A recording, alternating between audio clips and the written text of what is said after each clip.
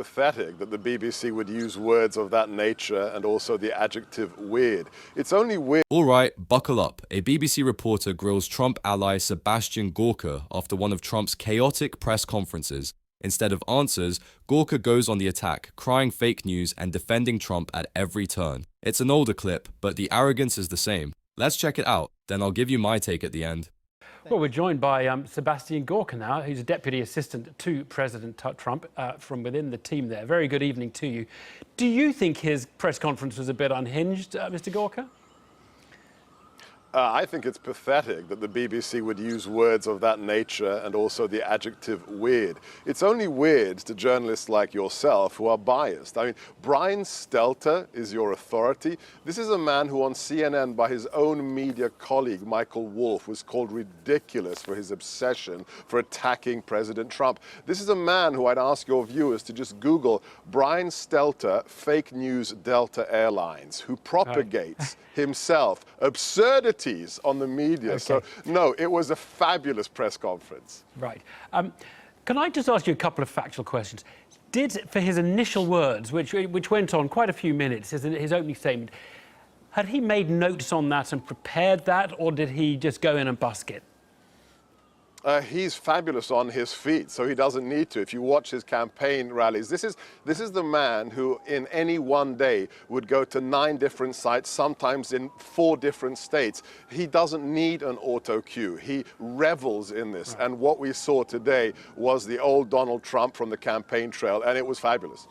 And did he game some of the questions with his team? Did he sit there saying, now what questions are we going to get? What's the answer? Or did he literally just said, I'm going to go out there, confront these guys and give them hell? No, the president doesn't need to, but of course he has a whole press team. We have amazing people here that write talking points. Believe it or not, I have talking points for this interview. I don't need to use them, but we have a team that writes them. Right.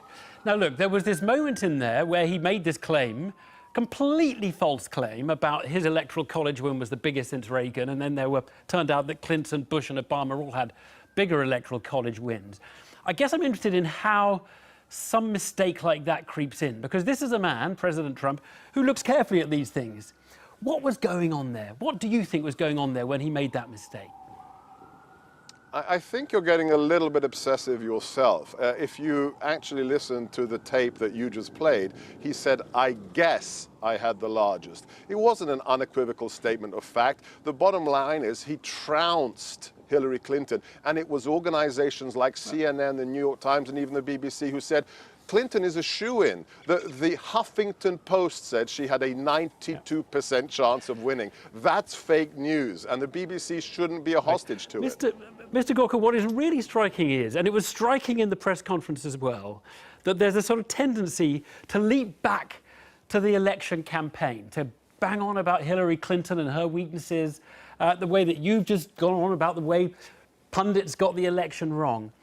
Does President Trump realize he won the election, he got fewer votes, he won the election, he is the president now, for goodness sake. He doesn't have to keep banging on about Hillary Clinton. He's the president. It looks almost narcissistic, almost a bit childish to be talking the way he does in campaign mode when he's the leader of the free world. Only to journalists who don't like him and have an agenda. Is he looking back? My gosh, I've been in this position for less than a month. We've done more work in 1 month than the prior administration did in 6 months. I mean, the number of things we have achieved, whether it's today with the coal miners pushing back on the anti-coal mining policies of the administration, whether it's the immigration reform, whether it's the modernization of infrastructure planning that we've released. It is incredible the amount of work we've already done, and to say that we're basking in a form of glory, please be a little bit more factual yourselves, because otherwise you'll be accused of fake news as well. So you agree with President Trump that his White House is a fine-tuned machine and is operating well? Let me tell you one thing. I've never worked at this rarefied strategic level before. I'm a political appointee. I'm a commissioned official of the president's. It is incredible. I come into work every morning at 7 o'clock. I open the newspapers, and I can tell you that when I read a story that bears absolutely no resemblance to the issue I was involved in. I was in the room the day before when it was being settled. 8 out of 9 times it's fabricated, and all of these anonymous sources. I'm sad to say that you and your colleagues have fallen into this trap of fake news. No, it's not fake news. We're trying to understand what is going on there. We're not making factual claims a lot of the time. We're asking questions that you don't like. Look, Michael Flynn... No, not at all. You can ask away. Right, ask away. Well, why did Donald Trump say on Friday that he knew nothing about Michael Flynn, having spoken to the Russians about sanctions while he was president-elect? Why did he say that on Friday, and then on Monday we learned that President Trump had known about it for more than a couple of weeks? You're obsessing on issues that aren't the point. I'm asking a perfectly simple question. No, I'm not obsessing on it. I've asked it once. It is. I'm asking it once. Why did he say, I know nothing about that? And then on Monday we hear he had known about it for 2 weeks. Why did he say that? It's a fine-tuned machine. You've said it yourself. I said the White House is working as a fine-tuned machine, and it is. Your question was about this representation of there being a maelstrom in the White House, and I answered it factually based upon my experience. Right. There isn't any disorder, any chaos. Some people in the media would like there to be, but there isn't. Okay. I'm inside the building, and I can tell you. Now, what the president knew when, please ask him when you have an opportunity. I'm sure you have a BBC correspondent in the press room. I wasn't in that meeting with General Flynn. Okay. Let me ask you one about foreign policy, because I know that's a particular interest of yours.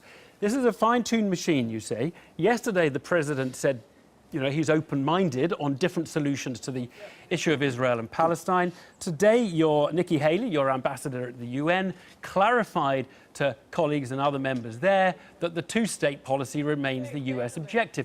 Why is there this constant confusion in which the president sort of speaks, someone then has to go around with a bucket and a shovel, picking up the pieces, trying to clarify to the allies around the world as to what is going on? Your representation is just wishful thinking. If you didn't have an agenda-driven question list, it would be so much easier to have a better relationship with you. I mean, the bottom line is read the transcript. Read the transcript of what the president said after the meeting with the prime minister. It was unequivocal. We remain committed to our ally Israel, and any solution will have to be a solution that both sides come to. We're not going to intervene. So, you need to stick to the facts. Yeah, no, but I suppose the fact is, other people, not just me, other people were deeply confused and reported, not because they have an agenda, that there was a change in US policy.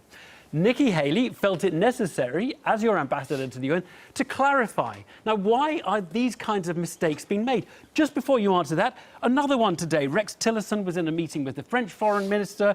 Afterwards, the French, by the way, you think the policy is worrying and confused, said they thought your policy was to tear up the Iran deal or to look again at the Iran nuclear deal. Rex Tillerson had to say, no, I didn't say that. It just gives a complete picture of utter shambles in which people are constantly having to correct or misstatements or things that have been misunderstood. Is it everybody else's fault, never your own? No, not at all. It's just there is an agenda-driven distortion. I mean, come on, this is a media, mainstream media, that has accused us in the White House of being anti-Semitic and white supremacists. I mean, this is how bad it is. This is a White House where Jared Kushner, an Orthodox Jew, is key to the decision-making process, and you have the audacity as the mainstream media to talk about anti-Semitism. Right. That's why you want to spin it, and we're not going to stand for it. Just tell me where the BBC, CNN, or the New York Times have, as a fact, said this is an anti-Semitic regime. Look at the response to the Holocaust Memorial Statement. I ask your viewers to Google it now.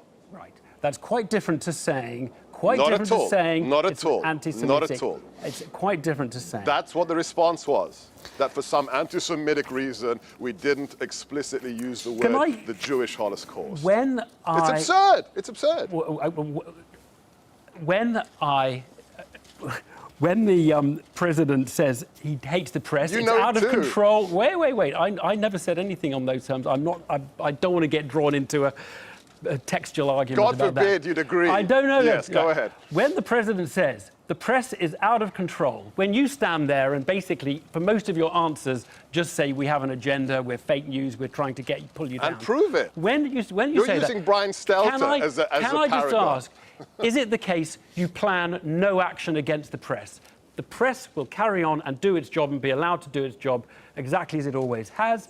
Or are there measures you're intending to take? I'm just asking if there are measures. I mean, this is fake news. No, I mean, it's not you news at have all. just I've asked the committed question. Fake It's a question. news. Okay. You are implying that there's some dread intent. I'm asking I mean, because it's the absurd. president. What are you positing? What are you positing? I'm asking if the president has any actions in mind. He said today it is out of control. We need to talk about this, and he hinted that he wasn't going to put up with it. Now that might mean something as innocuous as I'm going to communicate with everybody via Twitter, or it might mean I'm going to think about other things I can do. Is it the latter or is it the former? All it means is that we are going to continue to do what we did so very, very successfully, and the thing that put the former real estate billionaire into the White House, and which is to break your sense of monopoly on the news. The mainstream media no longer gets to monopolize news, and we are going to go straight to the audiences. Whether it's through Twitter, whether it's through YouTube, it doesn't matter. We are not going to put up with distortions and people who believe they have a monopoly on the truth simply because they have 60 years of a letterhead above them. Not going to happen. We're going to communicate with our audiences, domestic and international. That's all the president meant. That's what he meant. Sebastian Gorka, nice talking to you. And we don't like being quite so much the centre of attention. Thank you very much indeed. Thanks. And there you have it. Gorka dodging questions and lashing out at the press instead of giving real answers. Same arrogance then as now. If you enjoyed this video, don't forget to like, subscribe, and drop your thoughts in the comments. Until next time.